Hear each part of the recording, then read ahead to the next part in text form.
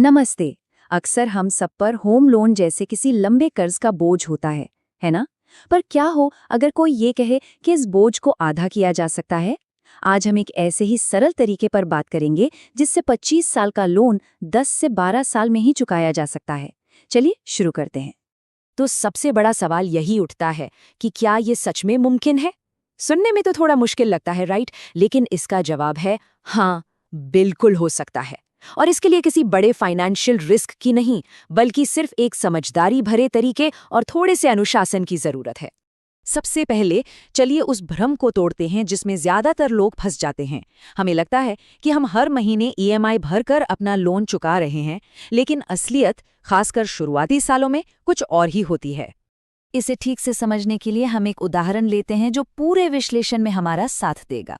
मान लेते हैं कि लोन है 40 लाख रुपए का, ब्याज दर है 8% और इसे चुकाने के लिए मिले हैं 25 साल। अब देखिए, इस लोन पर हर महीने लगभग 31,000 रुपए की ईएमआई बनती है। अगर कोई पूरे 25 साल तक ये ईएमआई भरता रहे तो सिर्फ ब्याज ब्याज में कितना पैसा चला जाएगा, कोई अंदाजा है? ये आंकड़ा सच में हैरान कर देने वाला है। जी हाँ, पूरे 52 लाख रुपए। मतलब लोन लिया था 40 लाख का और ब्याज भर दिया उससे भी 12 लाख ज्यादा। यही तो है लंबी अवधि के लोन का सबसे बड़ा जाल, जहां ब्याज असल रकम से भी ज्यादा हो जाता है। तो सवाल उठता है कि भाई ऐसा होता क्यों है? जवाब छिपा है हमारी ईएमआई के स्ट्रक्चर में ही। चलिए जरा इसे खोल कर देखते हैं कि हर महीने हमारा पैसा आखिर जाता कहाँ है। ये एक कड़वी सच्चाई है। हमें लगता है कि ईएमआई भरने से हमारा लोन कम हो रहा है, पर शुरू के सालों में ऐसा बिल्कुल नहीं होता। ज्यादातर पैसा तो बस बैंक की जेब में ब्याज बनकर चला जाता है। अब जरा इस स्लाइड पर नजर डालिए, ये बहुत दिलचस्प है। देखिए, पहले महीने की जो 31,000 की ईएमआई है ना, उसमें से सिर्फ 4,000 रुपए असल लोन को कम करते हैं और बाकी 27,000 वो तो सीधे सीधे ब्याज में चले गए। और फिर देखिए, लोन के आखिरी सालों में ये कहानी पूरी तरह से पलट जाती है। इसका मतलब पता है क्या है? कि एक साल में लगभग 3,70,000 रुपए चुकाने के बाद भी 40 लाख का लोन सिर्फ 52,000 रुपए ही कम हुआ है। मतलब कछुए की चाल से भी धीरे, और इसी वजह से हम सालों साल लोन के जाल में फंसे रह जाते हैं। तो ठीक है, अब जब हम प्रॉब्लम को समझ चुके हैं तो सल्यूशन पर आते हैं। यहाँ दो बहुत ही आसान रणनीतियाँ हैं जिन्हें अपनाकर कोई भी अपने लोन की म्याद को काफ़ी हद तक कम कर सकता है।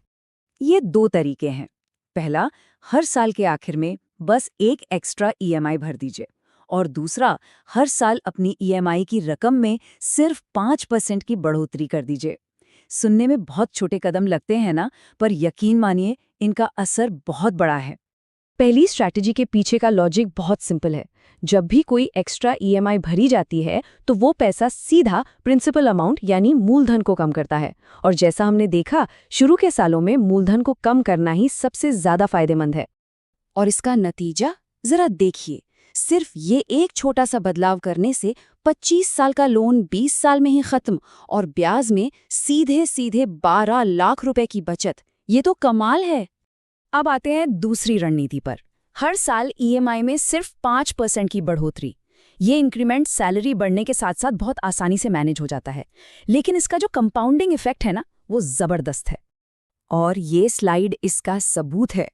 सिर्फ 5% सालाना बढ़ाने से 25 साल का लोन सिमटकर सिर्फ 13.5 साल में खत्म हो सकता है, और ब्याज की बचत पूरे 22 लाख रुपए। ये तो पहली वाली रणनीति से भी ज्यादा पावरफुल है। तो हमने दोनों रणनीतियों का असर अलग अलग देखा, पर क्या होगा अगर इन दोनों को एक साथ मिला दिया जाए? असली जादू तो यहीं से शुरू होता है।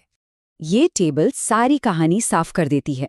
जब हर साल एक एक्स्ट्रा ईएमआई दी जाती है और साथ ही साथ ईएमआई को 5% बढ़ाया जाता है, तो 25 साल का लोन सिर्फ 12.5 साल में खत्म हो जाता है, और ब्याज पर लगभग 29 लाख रुपए बचते हैं। तो बॉटम लाइन क्या है? 25 साल का लोन सीधा आधा हो गया, ब्याज में लगभग 29 लाख रुपए बच गए, और ये सब बिना किसी बड़े रिस्क के सिर्फ छोटे और लगातार उठाए गए अनुशासित कदमों से मुमकिन हुआ। तो आखिर में इसका असली मतलब क्या है? देखिए, ये सिर्फ गणित या पैसों की बचत की बात नहीं है। ये असल में फाइनेंशियल फ्रीडम यानी वित्तीय आज़ादी की तरफ एक बहुत बड़ा और ठोस कदम है। ये लाइन इस पूरे विश्लेषण का निचोड़ है। लोन को समय से पहले चुकाने का प्लान बनाना और उस पर टिके रहना, यही वो असली पावर है जो हमें कर्ज के बोझ से जल्दी आज़ाद करा सकती है। तो सबसे बड़ी सीख यही है कि फाइनेंशियल फ्रीडम पाने के लिए हमेशा कोई बहुत बड़े या मुश्किल कदम उठाने की ज़रूरत नहीं होती। कई बार छोटे छोटे अनुशासित और लगातार किए गए काम ही सबसे बड़े नतीजे लेकर आते हैं। और आखिर में ये एक सवाल है जो सोचने लायक है कि वित्तीय स्वतंत्रता की कीमत क्या है। शायद इसकी कीमत सिर्फ थोड़ा सा अनुशासन और एक स्मार्ट प्लानिंग ही है। इस पर जरूर सोचिएगा।